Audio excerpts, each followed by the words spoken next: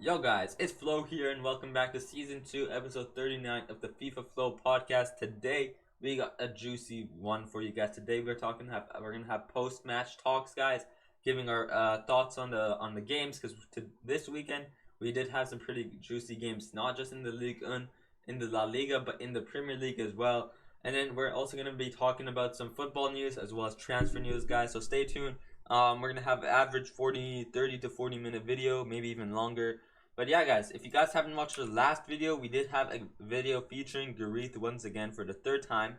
And of course, it was for the one and only Karim the Dream's hat trick against Chelsea in the Champions League. And as you guys may know, Gareth is a Madrid fan, and I'm a Paris Saint-Germain fan. But yeah, since he's a Madrid fan, we got him back on the podcast just to see like what he thought of course, the next Ballon d'Or winner, Karim Benzema, guys, because he's on fire lately.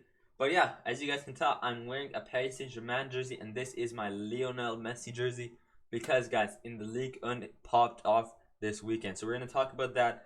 Yeah, before we get into that, once again, as usual, let's see if we can hit 20 subscribers by the end of 2022, as well as 70 followers by the end of 2022, guys. Yeah, I'd really appreciate it, guys. But overall, thanks for the support. It's really fun making these. Let's get right into the podcast. Let's start it off with the La Liga, guys, because I didn't really watch La Liga this weekend, so I'm not like really huge on like what happened. So we're just gonna take a look at what happened here. But Real Madrid versus Getafe winning 2-0, I believe. Yeah, Lucas Vasquez, Casemiro scored, bro. Casemiro, not just Casemiro's goal with a header, but it wasn't just that. But Vinicioso, guys, Vinicius Jr. balling out there this game. He was the king of the match, or like I guess you can say like man of the match, but in La Liga, king of the match, guys. Balling out there. That assist to Casemiro, I did not know what I saw. It was like one of Mbappe's assists a few weeks ago, which it was a kind of like an outside the foot curve into the box with his right foot. So what an assist from Vinicius Jr. Casemiro right there positioned himself well. And then Lucas Vasquez, I did not see his goal. I just saw the Casemiro goal, but I didn't see the rest of the game. But other than that, stats wise, I guess 69% possession for Real Madrid as well, against 31%. 8 shots with 0 shots on target, but 26 shots and 8 on target. What a match for Real Madrid, getting another 3 points for the league. 3 points on top of the table. And Barcelona are 12 points behind. And Luke De Jong from Barcelona carrying Barcelona. He got in the 92nd minute of the Barcelona game today. He did score he did score a goal to get Barcelona the win, the 3 points. So that's really, really good for Barcelona. Really lucky for Barcelona. But other than that, Luke De Jong, post-match, Luke De Jong did say that Real Madrid are gonna maybe mess up, and Barcelona do have the potential to win the La Liga. And I think there's how many games are there? But what am I saying? Yeah, 6 games left. 6 games left with 12. So the 12 points behind, 6 games left. So Barcelona need to win 4 games, minimum 4 games, as well as hope that Real Madrid also don't win many of their next 6 games as well. Because if Real Madrid do win the next 5 games or something like that, I think it's gonna be over, of course, because there's not any other games for Barcelona to win. But Barcelona really need to hope that Real Madrid either draw or lose. So I think that's the best for Barcelona. But other than that, Barcelona, they've killed it after the Xavi effect in the January transfer window. Or when was it? Like near November or even December? Not really in January. November or December ish. I think definitely in December. Xavi effect changed everything. So what is that? 15 or even 16 wins in a row now. Holy, guys, holy. Sorry, there's something in my eye. But yeah, Barcelona, the Xavi effect, the tiki taka. I think Barcelona has definitely improved a lot. Not just because of Xavi's tactics, but the players as well. You can see Ousmane Dembele balling out there on the wing. Xavi is he understands that he may not Xavi understands that Ousmane Dembele does struggle quite a bit on the wing. But once he tells him keep on trying, and you'll find that opportunity to either get in the outside the box goal or get that crossed in. And then same goes with Ferran Torres, with Adama Traore. Adama Traore is a big man, guys. He has the physicality. He has the speed, he has the passing, the shooting, he has everything you can ask for on that wing. So Ferran Torres, Adama Traore, and Ousmane Dembele balling out there. And then of course Aubameyang has definitely improved a lot. Even Luke De Jong, I haven't really seen Memphis Depay recently. I'm not really sure what happened to him, but yeah, of course, Aubameyang, Obama who, Obama what, Obama. I can't say it because I think it's like a bad, so I don't want to get like demonetized on YouTube. But yeah, overall Barcelona doing good, and yeah, they did have a 3-2 win this weekend as well against Levante, and I think they're near the bottom of the table. Um, but I mean Levante are kind of known for beating these big teams. So, but other than that, yeah, they did lose today, so they didn't beat the big team this weekend. A 3-2, as I said, yeah, 92nd minute for Luke De Jong, securing another 3 points for Barcelona. Two penalties for Levante, one by Morales, and then one by Gonzalez Melero. I have no clue who they are. And then, yeah, of course, Pierre-Emerick Aubameyang scoring a goal, Pedri, and Luke De Jong. Pedri, this is like the past few games, Pedri's been balling not just with the assists but with the goals. His goals are insane, guys. The fake shots just gets everyone. I think now the defense should know that, bro. We should be aware that Pedri is gonna be doing these fake shots on us. Don't slide tackle. Don't get like slapped to the floor like that by Pedri's fake shot. They should be aware of this now because Pedri just he's just too good with those long shot outside the box goals. The fake shots like tricks the defender and then goes for the shot. So they should be aware of that. It was a 5-3-2 against a 4-3-3, and yeah, the 4-3-3 is definitely working out for Barcelona this season, as well as for Real Madrid. I think both of them are using the 4-3-3. I've even seen Gavi on left wing sometimes. I think Xavi is trying to test Gavi on the wing on the left side. Ferran Torres has went from right side to left side, and that's pretty good. Yeah, I think having that Ferran Torres Ousmane Dembele combo on the wings is pretty good. And then yeah, of course, Aubameyang up top. This trio is really nice. Even Adama Traore, he's good up there. And then of course you got Frenkie De Jong, Busquets, Nico Gonzalez, and then I assume he subbed on. Of course, he probably subbed on Pedri, and then yeah, Adama Traore, long legs, Luke De Jong as well. So yeah, pretty good subs. Dani Alves, yeah, of course, Arujo, the brick wall, guys. He pockets everyone, still balling, all of them balling out there. So yeah, really, really young team. This summer, this World Cup, we're gonna see Barcelona balling out there. This is literally Spain's national team. Literally, got Jordi Alba, Eric Garcia, Busquets. Who else? Ferran Torres, Pedri, Gavi. Literally, like the whole like Barcelona team is literally like the Spain team. Literally, guys. But yeah, I guess yeah, Luke De Jong securing that last goal. I think it was another header as well. Assisted by I believe it was by Frenkie De Jong, if I'm not mistaken. By Jordi Alba, I guess. By Jordi Alba. Yeah, I don't know. I think Frenkie De Jong got an assist. But other than that, yeah, really good weekend for both Real Madrid and Barcelona.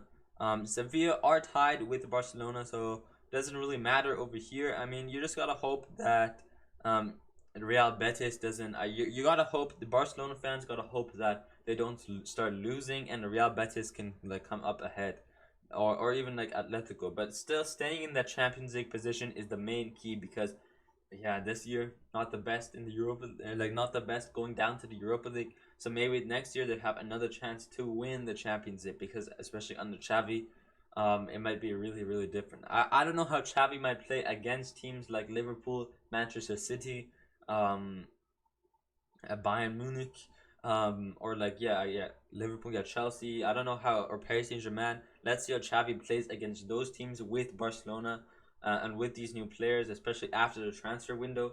What transfers are they gonna get, and how is he gonna play them? We're gonna see that for sure next season. But it's just like I guess yeah, it's a waiting time. But yeah, hopefully Barcelona can do good and maybe win the league. That's gonna be insane if they win the league. But yeah, I guess that's the La Liga mainly. Nothing else I really want to talk over here. Atletico Madrid, of course, they lost. If they didn't lose, it would have been a three-way draw for this top from the top four here. Three-way draw at 60 points if Atletico lost. But of course, it's Diego Simeone, so of course he's gonna somehow mess it up. But yeah.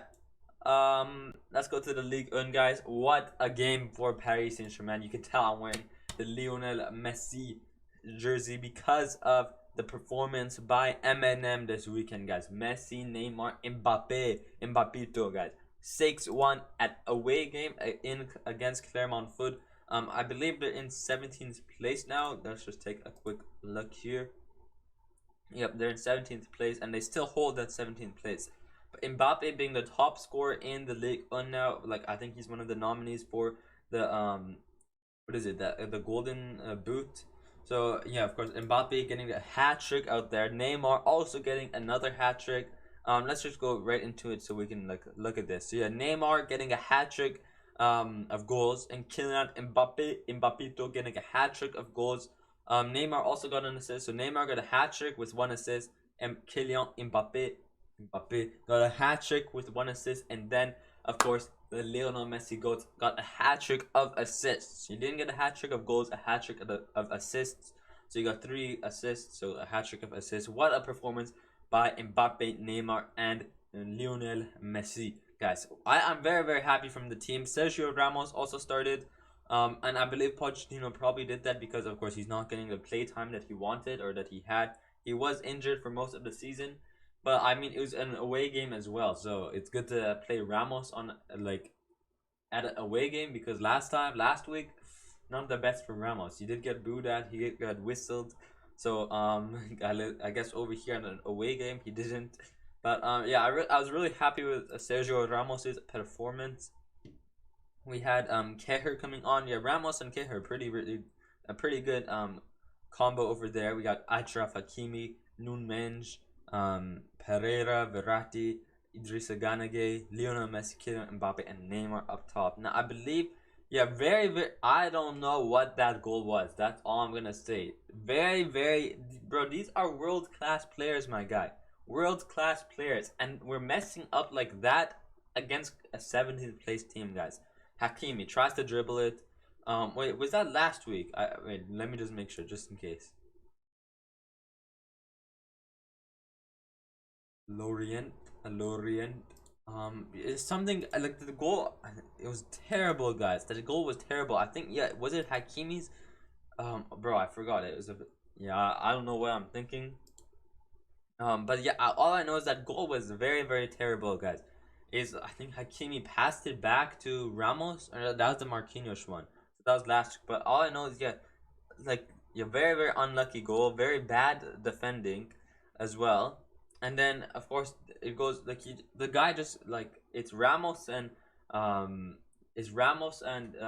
Donnarumma, and then the guy just comes up, like they're like playing with it together, like passing it back and forth, and then the guy just comes up and chips it over Donnarumma. I'm like, what are you doing? You're world class players. Pass it up and get another goal, my guy. I have no clue what happened there, and it was 2-1. So we scored 2 goals in the first half, Kylian Mbappe and Neymar. And then right like before the first half ends, then they go ahead and score to give them hope, and then of course it clicks all together. Neymar, Kylian Mbappé, and then Lionel Messi, the GOAT, all come together and score another, what is that, 4 more goals, guys. So yeah, and I think Neymar's penalty is really debatable. This penalty is very, very debatable because the who is it, that player, I don't know who it was that slide tackled, that like tackled Mbappe. He didn't really tackle Mbappe. It looked like he got the ball, but Mbappe kind of fell and like tried to like it looked like Mbappe kind of like positioned himself, or like kind of like moved his like leg to get tackled. So like a purpose tackle. It kind of looked like that. So it's really debatable for that. But other than that, we still like we still destroyed them, of course. So nothing to say. Like I don't really care if you get rid of that Neymar's penalty. We still did insane. But yeah, of course, and then Mbappe getting a really nice assist in the 83rd minute towards Neymar, right through the middle of the defense, right into Neymar, and Neymar goes to score. Messi also getting a nice assist, and Mbappe's last goal in the 80th minute was beautiful, guys. Beautiful, pure. What am I trying to say? Pure performance, pure class. What a goal by Mbappe. And Mbappe is trying to. He has his own type of shooting now. Of course, this one wasn't really that like style, like what I'm trying to say right now. But like, of course, he has that curved shot right around, really nice curved shot, far post, and the goalkeeper just can't save it. But what I mean is Mbappe kind of has his own type of shooting now, where he tries. It looks like he's trying to go far post, like a curve around the defense, and then he goes close, like first post. So that's what he's like trying to do. We see that against um who was it? We see that against Thibaut Courtois in the Champions League. We saw that against Alaba, the first goal at away in Real Madrid at the Santiago Bernabeu.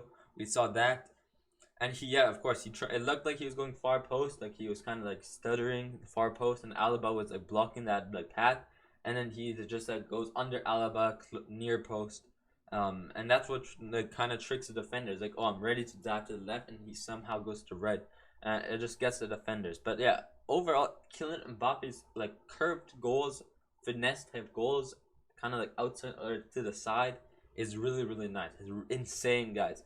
And and now that Neymar, Mbappe, and Lionel Messi are doing good, it could lead to Mbappe staying at Paris Saint-Germain. And I think we talked about this with Gareth yesterday. But yeah, an astronomical offer by Paris Saint-Germain towards Kylian Mbappe for 2 more seasons, $150 million signing bonus, with as well as on top of that a 40 million annual salary, guys. So if he stays for 2 years, that's gonna be 80 million per year, or 80 million for 2 years, as well as on top of that 150 million. Holy guys, 230 million euros.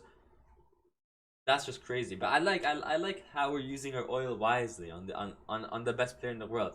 And now is of course money is gonna draw you in, but of course there's some factors you gotta keep in mind towards Kylian Mbappe. Of course, is of course Mbappe. He can either choose money or childhood dream. On top of that, Mbappe is either choosing like a team that's performing really well under Ancelotti, as well as with Benzema's performance, Vinicius, the team is performing well. Paris Saint-Germain, we did get knocked out kind of badly with a hat-trick, conceded a hat-trick against like Benzema scored a hat-trick on us in the Champions League. So we did get beaten pretty terribly in the Champions League, but now that Neymar, Mbappe, and Messi is finally clicking together, that could change Mbappe's mind to maybe stay for at least another half season or even full season. So, of course, there's some factors you got to keep in mind, some pros and cons for Paris Saint-Germain. Of course, you got the money, you got the M&M clicking together, but then maybe the backline, maybe kind of not doing the best, especially in the Champions League. And then as well as in Real Madrid, of course, doing really, really nice. Of course, you have Benzema, Vinicius, Ancelotti, so he's gonna fit perfectly over there, over Karim Benzema. He's that type of player who can get him behind. He's gonna fit like perfectly in Real Madrid. But of course, they have the cons as well, where he's versing like teams like Barcelona. He's gonna verse teams. I think it's gonna be tougher for him. Um, like maybe he's gonna be verse teams like Manchester City. It's not like he's doing that here, but I think like maybe the La Liga might be just a bit better than the Ligue 1, a bit difficult than the Ligue 1. But other than that, yeah, of course they both have the pros and cons. And as I said, I think my prediction is he might stay for at least 1 more season. I think he's gonna stay for 1 season. At least maybe I'm being biased here because I want him to stay, but I think he might stay. If Mbappe, Neymar, and Messi keep up, if the team keeps up this performance in the last 6 games, or like how many games are in the league left? If Paris Saint-Germain keep up this performance in these last 6 games, I think Mbappe might have a really, really high chance of staying at Paris Saint-Germain for 1 more season. I think that's definitely a high possibility. If we win against a team like Marseille, that's going to be a difficult game. Angers, I don't know how to really pronounce that name. Lens is going to be pretty difficult. Strasbourg, that's going to be a nice game as well. So we do have some pretty decent games, I'd say. Metz, I guess. Yeah, Montpellier. So we do have some pretty good games. Of course, not the best of best teams. Strasbourg at 4th place, Marseille at 2nd place. So we do have some pretty nice 2-3 good games left. But so if we do keep up this good performance, getting a win, then yeah, of course, Mbappe does have a really high chance of staying. But as I said, there's pros and cons for both teams. And once again, brilliant performance by Kylian Mbappe. And is this performance gonna change his mind to maybe sign this contract? Maybe, just maybe. Um, so yeah, that's the Ligue 1, guys, and then Premier League as well, guys. What a weekend for the Premier League, guys. Going in with a Manchester City versus Liverpool. It was 73 for City and 72 for Liverpool, ending at 74 for City and 73 for Liverpool and for the points, guys. We're gonna leave. Actually, yeah, let's just go right into the City Liverpool game. What a game, guys. Gabriel Jesus, Kevin De Bruyne, Diego Jota, and Sadio Mane, guys. I think this game really went both ways here. Either team, of course, there's fans for Liverpool, fans for City. I think maybe City could have won. I think City did have the advantage. Of course, they were at home as well, and I think they had some pretty good opportunities that they could have scored. Of course, I think City were the better team, but Liverpool did. They somehow held they held the draw. Of course, 1 point difference is still better than a 3 point difference, so it's pretty good for Liverpool, or than a 4 point difference. 1 point difference is better than a 4 point difference for Liverpool. So I guess Liverpool are gonna take that draw. I think Liverpool are definitely happy with it. City might not be happy with it because they do want a bigger draw to win the league, or a bigger difference to win the league, of course. But yeah, both teams play really good. Kevin De Bruyne, what a goal! Dribbles through past the defense and gets a nice clear shot against Alisson, of course. And then we got Diego Jota. I didn't see the Jota goal. But yeah, of course, I guess Jota scored, and Gabriel Jesus also scoring. I think it was a header, if I'm not mistaken. Good goal by Gabriel Jesus there. Sadio Mane right into the second half. Of course, City versus Liverpool, winning 2-1 for City. They go into the locker room. Pep Guardiola having a motivational speech of saying, "We got this, we're winning." And then I guess somehow right after the second half starts, I guess they lost. They conceded, and it goes that kind of continues to the rest of the game. I think both teams did come up with some good opportunities in the second half. City had quite a few good opportunities in the second half. I think Liverpool also played quite shaky in the first half as well. But City in the second half did have some pretty good opportunities. Again, there is that Sterling, he was of course offside, unfortunately. A really good run by Raheem Sterling on the right wing side this weekend. He wasn't playing on the left. Phil Foden was on the left this weekend. But right on the right wing, of course, Raheem Sterling playing right down the wing there, and he had a really good run. Unfortunately, it was offside, scored against Alisson to hopefully get 3-2 for Manchester City, but unfortunately, as I said, offside. And then at the end, near the 90th minute, I think it was the last play of the game, guys. What happened? I don't know what happened, but somehow the Manchester City messed it up. I think it was a clear chance they could have scored. Kevin De Bruyne taking a shot, and then Riyad Mahrez. I don't know what Mahrez was doing, but Mahrez had a pretty good chance. Unfortunate that he over chipped the ball. It looked like it was a pretty easy type of chip. You're just like a soft chip, but unfortunately too high over the net. So very close chance for City to maybe win in the end there, but unfortunately they didn't. And of course left it at a 2-2 draw. Of course, Jurgen Klopp and Pepe Guardiola. Pepe. It's not Pepe, guys. It's Pep. Pep Guardiola, of course.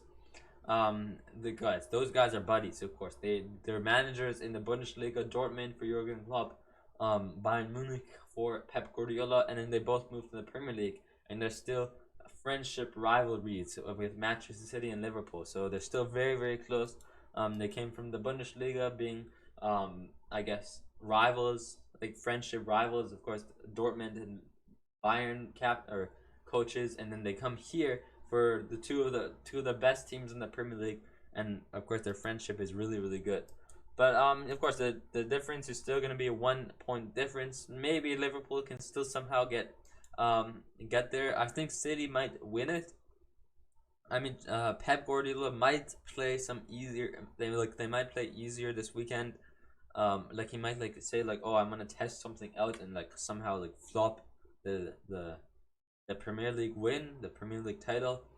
But Liverpool do have the harder games as well. Postponed. This one is postponed because next weekend it's gonna be in the FA Cup, not in the Premier League, but another Liverpool versus City game in the FA Cup. So that's why this is delayed. Liverpool versus Man United. So this is gonna be really nice to watch. Damn, dude. It's on a Tuesday though, so unlucky. On a Tuesday, I guess I'll watch it at school. It's at my lunchtime as well, so I guess I'll watch it on the zone at school, and then yeah. But I was talking about, yeah. I think Liverpool do have the harder games. We have Chelsea versus Arsenal. I want to talk about Arsenal right after this. Liverpool do have the harder games. City have Brighton here. And then they have City have Watford, Liverpool have Everton. I don't know, maybe Everton will beat Liverpool. They beat United, so why not? And then over here this weekend, City have Leeds, Liverpool have Newcastle, Liverpool have Spurs, City have Newcastle again. Or Liverpool have Newcastle, City have Leeds. Oh yeah, and then yes, City have Newcastle, Liverpool have Spurs, Liverpool have Aston Villa. Then down here, Liverpool have Southampton, City have West Ham. So this is not an easy game, but not a hard one either. City have Aston Villa again. I guess. I guess they didn't play, or West Ham, and then City have Aston Villa here, and then Liverpool have Wolves. Yeah, I don't know. I was getting confused there. I was reading like, oh, City and Liverpool, so I got confused. Sorry about that if I made it confusing. But yeah, I think overall Liverpool do have a bit, like, of course they're not the easiest they're not the hardest opponents, but they're not the easiest as well. West Ham, Spurs, Man United, who is it, like Newcastle, Liverpool, Aston Villa. So, and then City, I think, yeah, they have the easier games. Watford, I think they have another Leeds game. I think they also have an Aston Villa game, and then they have a Wolves game or something like that. So yeah, let's see what happens there. And then, other than that, yeah, that's City and Liverpool. Title race still goes on. But yeah, other than that, this weekend we also had Arsenal game. They did lose, unfortunately. I did a whole 6-0 for Chelsea. They popped off this weekend. We'll talk about that in a second. Everton United. But yeah, Arsenal, Odegaard, man. I want to talk about Odegaard, and we did talk about Arsenal recently. Arsenal are 5th in the league. I'm really hoping that somehow Arsenal, both Arsenal and Spurs, make it into the Champions League. I think either Spurs or Arsenal might not. Hopefully Arsenal can do it. They did lose this weekend, so hopefully they can start getting back on track and winning. But other than that, I wanted to talk about Arsenal are a really, really good young team. Bro, Martin Odegaard, he's like Ozil out there. He was a reject from Real Madrid. Real Madrid sent him to Arsenal. Same thing happened with Ozil. I mean, Ozil was he had a brilliant career at Real Madrid. Went to Arsenal and still had a brilliant career.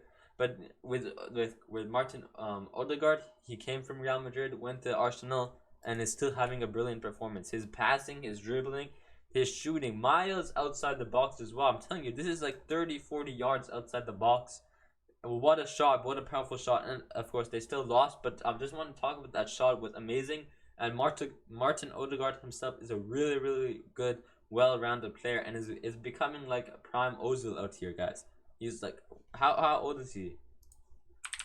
Old is Martin Odegaard, 23 years old, guys, and he's like balling out there with he's like prime Ozil out there. Only a 23 years old, and he's like prime Ozil. Like, holy, guys, holy.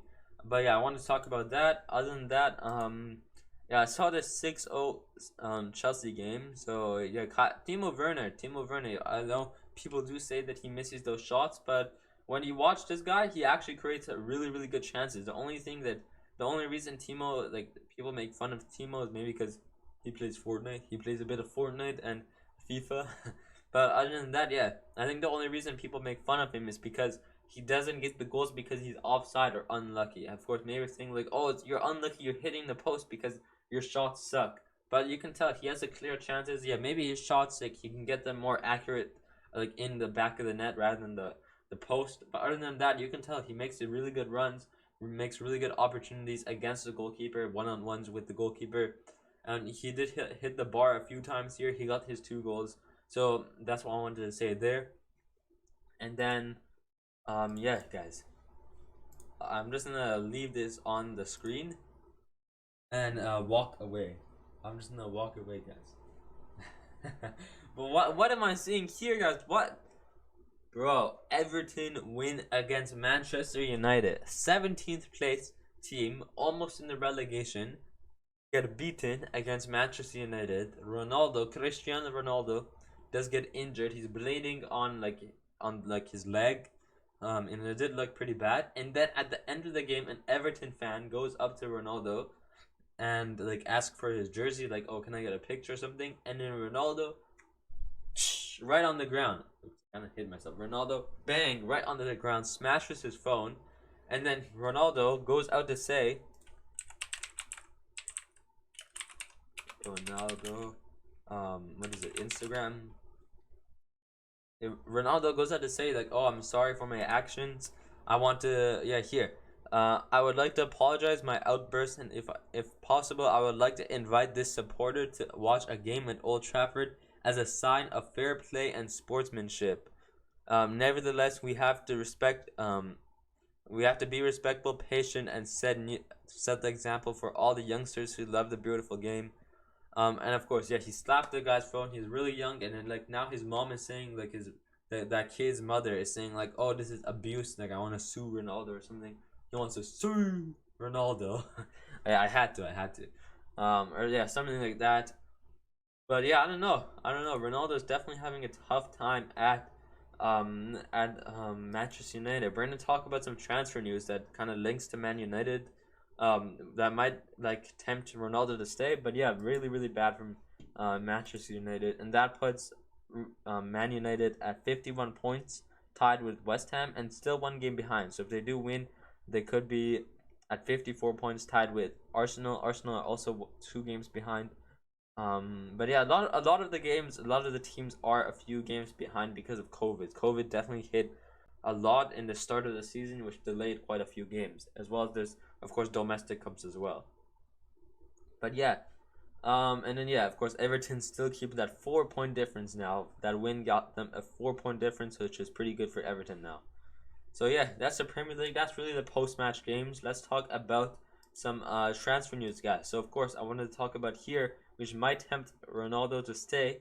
Erling Haaland fears Manchester United. Okay, no, never mind. I read this wrong. I thought it said Erling Haaland fears Manchester City, but it does say Erling Haaland fears Manchester United will not be able to match his ambitions on the pitch, so he's likely to rule out a move to Old Trafford. Oh, he's likely to rule out a move to Old Trafford, so he won't go to Old Trafford. Yeah, of course. Yeah, City. I think City's definitely the team for him. Imagine Erling Haaland under Pep Guardiola.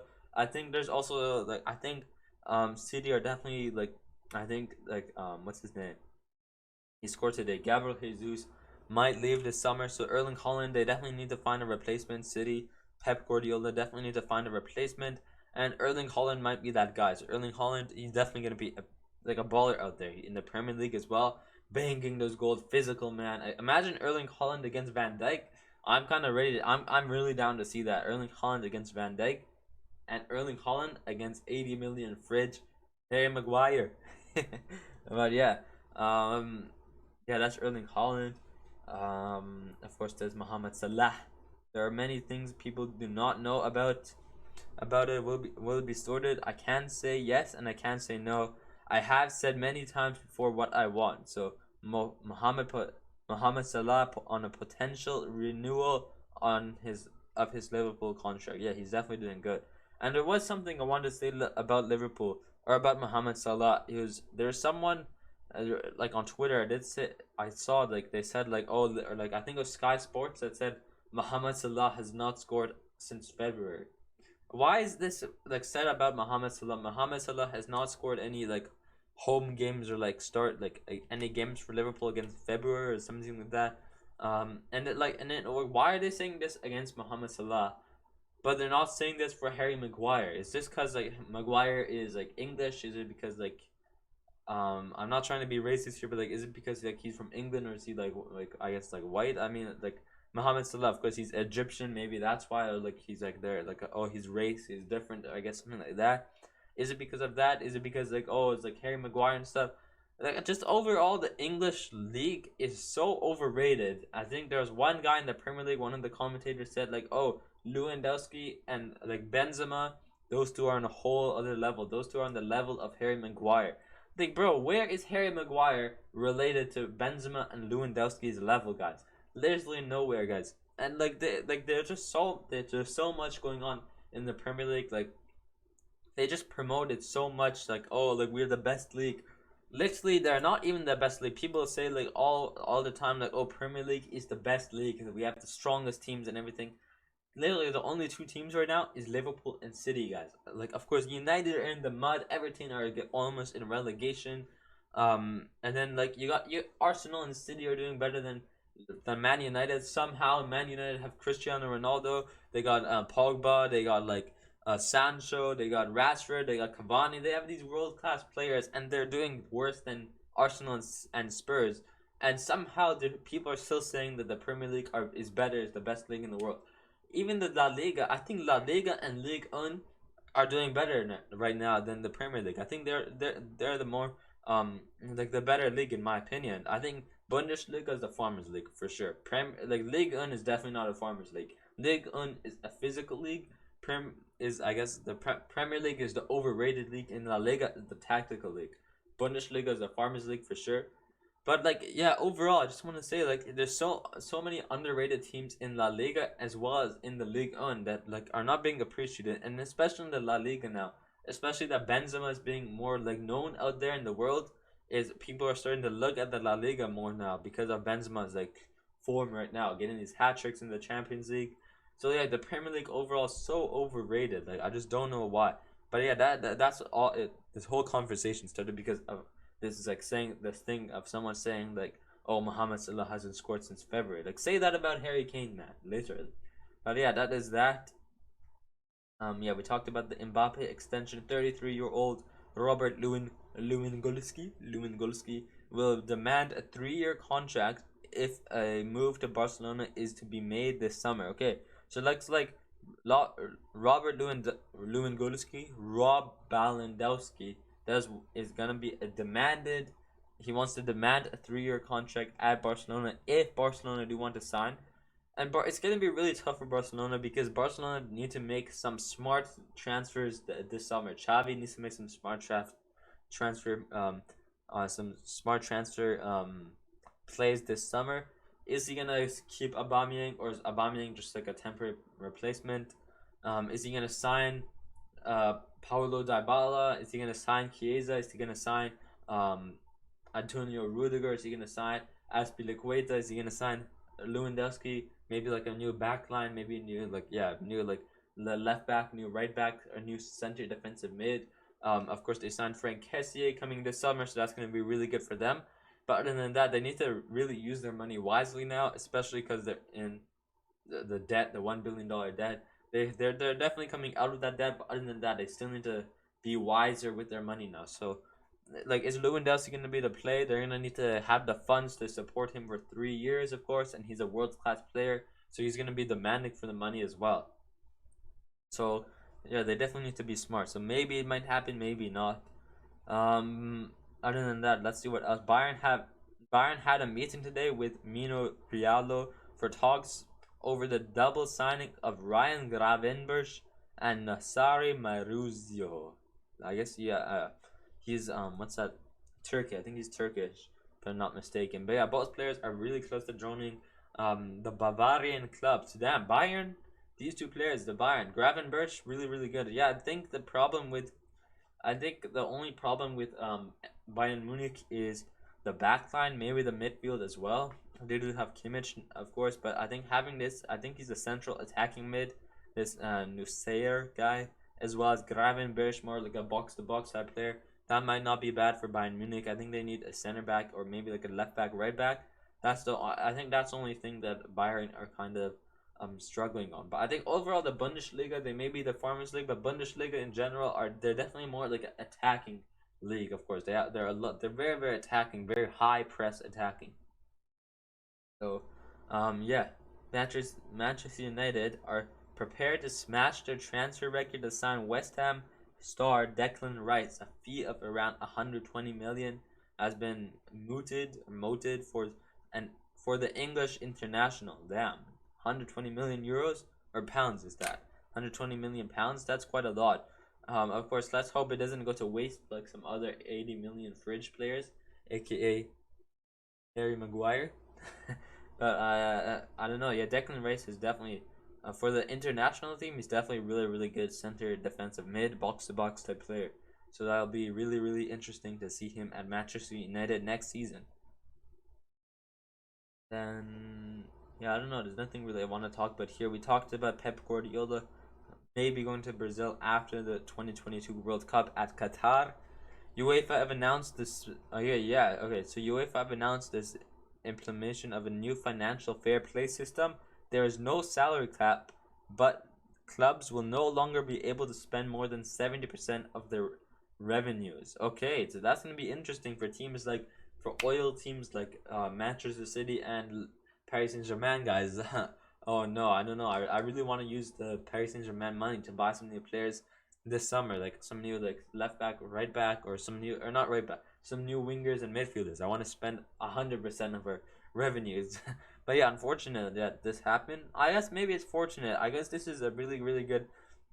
Uh, I think for big teams this is kind of bad. I mean they do have the money, of course, but for smaller teams this also might be bad because maybe they don't have the money. So if they only can like do 70% of like their money, they don't have a lot either, so it might be bad for smaller teams, but for bigger teams, yeah, it's really good for there's pros and cons for big teams and bad teams, of course.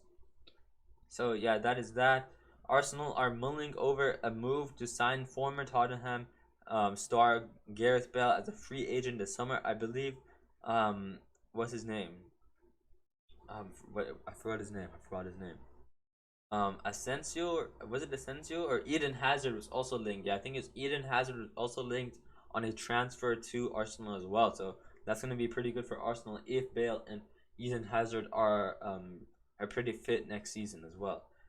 Paris Saint Germain have started discussions with Christopher Nkunku, uh, and entourage and have let him know that they have intend to re-sign him this summer. Yes, of course. If you guys don't know, um, my midfielder guys, my young midfielder guys. Yeah, of course he moved to RB Leipzig. Or I guess he Paris Saint Germain really didn't like him. Moved to RB Leipzig, but now that he's doing good again, it looks like Paris Saint Germain, Nasser Al Khalifa do want to re-sign him. So that's gonna be really good. And this is the type we talked about him all the time. Whenever we have a podcast these past few weeks, we talked about him. I think 2 weeks ago, or 3 weeks ago, where we said Christopher Nkunku is a really versatile player where he can play at central attacking mid, he can play at right forward like a right striker, I guess a striker. He can play at right wing, so he's very versatile player. So that's gonna be really good. I think yeah. Other than like Nkunku, that'll be a really good nice signing for us. But we definitely need a more like a box to box midfielder as well. That's also really key. But yeah, I guess that is that over here. Nothing really else. Yeah, but if you guys don't know as well, oh yeah, after failing to persuade the football world to get behind a World Cup every 2 years, the CEO, the FIFA president, is now considering proposing the organization of the World Cup every 3 years. Nah, man, just keep it every 4 years. What is the problem, guys? Money.